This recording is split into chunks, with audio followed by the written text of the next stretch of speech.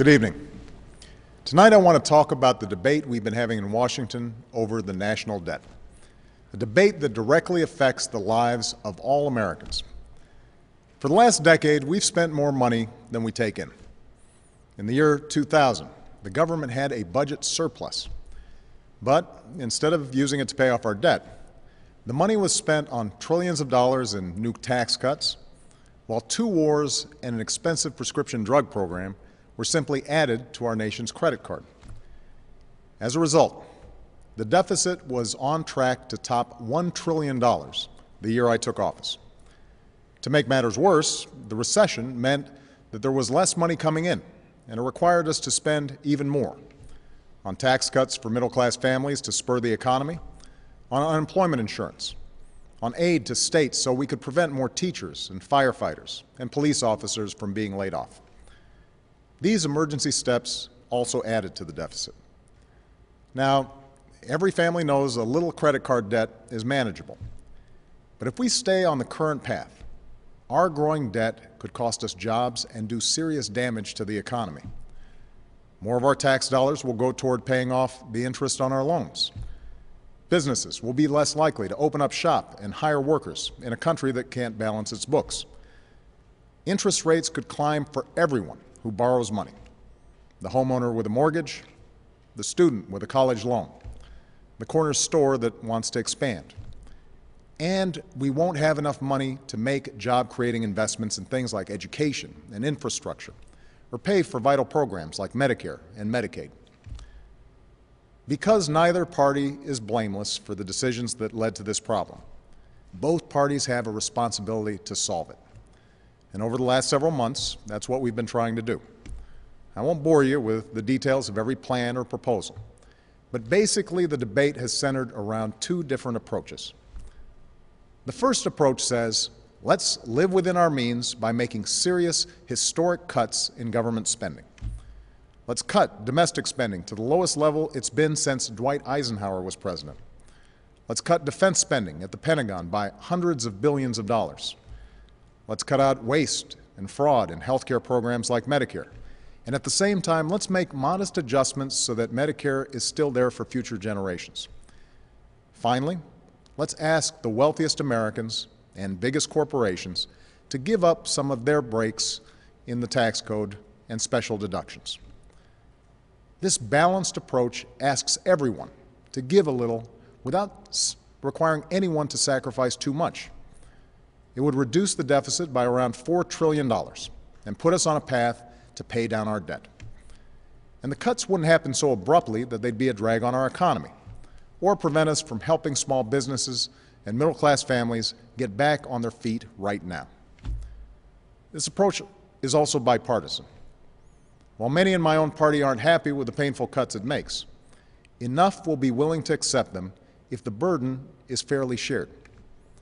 While Republicans might like to see deeper cuts and no revenue at all, there are many in the Senate who have said, yes, I'm willing to put politics aside and consider this approach because I care about solving the problem. And to his credit, this is the kind of approach the Republican Speaker of the House, John Boehner, was working on with me over the last several weeks. The only reason this balanced approach isn't on its way to becoming law right now is because a significant number of Republicans in Congress are insisting on a different approach, a cuts-only approach, an approach that doesn't ask the wealthiest Americans or biggest corporations to contribute anything at all. And because nothing is asked of those at the top of the income scale, such an approach would close the deficit only with more severe cuts to programs we all care about, cuts that place a greater burden on working families. So, the debate right now isn't about whether we need to make tough choices. Democrats and Republicans agree on the amount of deficit reduction we need. The debate is about how it should be done. Most Americans, regardless of political party, don't understand how we can ask a senior citizen to pay more for her Medicare before we ask a corporate jet owner or the oil companies to give up tax breaks that other companies don't get. How can we ask a student to pay more for college before we ask hedge fund managers to stop paying taxes at a lower rate than their secretaries? How can we slash funding for education and clean energy before we ask people like me to give up tax breaks we don't need and didn't ask for? That's not right. It's not fair. We all want a government that lives within its means, but there are still things we need to pay for as a country. Things like new roads and bridges, weather satellites and food inspection, services to veterans, and medical research.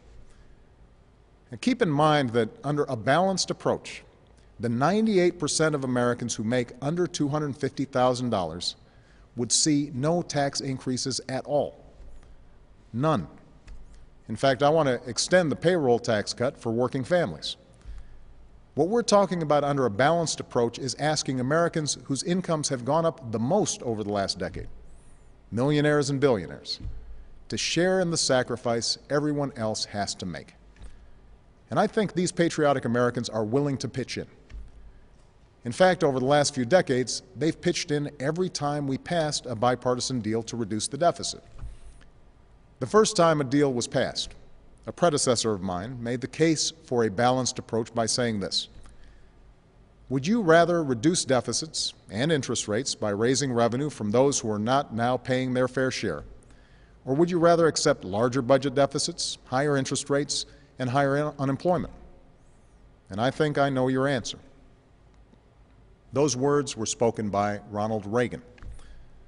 But today, many Republicans in the House refuse to consider this kind of balanced approach, an approach that was pursued not only by President Reagan, but by the first President Bush, by President Clinton, by myself, and by many Democrats and Republicans in the United States Senate. So, we're left with a stalemate. Now, what makes today's stalemate so dangerous is that it has been tied to something known as the debt ceiling, a term that most people outside of Washington have probably never heard of before. Understand, raising the debt ceiling does not allow Congress to spend more money. It simply gives our country the ability to pay the bills that Congress has already racked up. In the past, raising the debt ceiling was routine. Since the 1950s, Congress has always passed it, and every president has signed it. President Reagan did it 18 times. George W. Bush did it 7 times. And we have to do it by next Tuesday, August 2nd, or else we won't be able to pay all of our bills. Unfortunately, for the past several weeks, Republican House members have essentially said that the only way they'll vote to prevent America's first ever default is if the rest of us agree to their deep spending cuts only approach. If that happens and we default, we would not have enough money to pay all of our bills. Bills that include monthly Social Security checks, veterans benefits, and the government contracts we've signed with thousands of businesses. For the first time in history, our country's AAA credit rating would be downgraded, leaving investors around the world to wonder whether the United States is still a good bet. Interest rates would skyrocket on credit cards, on mortgages, and on car loans, which amounts to a huge tax hike on the American people. We would risk sparking a deep economic crisis, this one caused almost entirely by Washington. So defaulting on our obligations is a reckless and irresponsible outcome to this debate. And Republican leaders say that they agree we must avoid default. But the new approach that Speaker Boehner unveiled today, which would temporarily extend the debt ceiling in exchange for spending cuts, would force us to once again face the threat of default just 6 months from now. In other words, it doesn't solve the problem. First of all, a 6-month extension of the debt ceiling might not be enough to avoid a credit downgrade and the higher interest rates that all Americans would have to pay as a result. We know what we have to do to reduce our deficits. There's no point in putting the economy at risk by kicking the can further down the road. But there's an even greater danger to this approach. Based on what we've seen these past few weeks, we know what to expect 6 months from now. The House of Representatives will once again refuse to prevent default unless the rest of us accept their cuts-only approach. Again, they will refuse to ask the wealthiest Americans to give up their tax cuts or deductions. Again, they will demand harsh cuts to programs like Medicare. And once again, the economy will be held captive unless they get their way. This is no way to run the greatest country on earth. It's a dangerous game that we've never played before, and we can't afford to play it now. Not when the jobs and livelihoods of so many families are at stake. We can't allow the American people to become collateral damage to Washington's political warfare. And Congress now has 1 week left to act, and there's still paths forward. The Senate has introduced a plan to avoid default, which makes a down payment on deficit reduction and ensures that we don't have to go through this again in 6 months. I think that's a much better approach, although serious deficit reduction would still require us to tackle the tough challenges of entitlement and tax reform. Either way, I've told leaders of both parties that they must come up with a fair compromise in the next few days that can pass both houses of Congress, and a compromise that I can sign. I'm confident we can reach this compromise.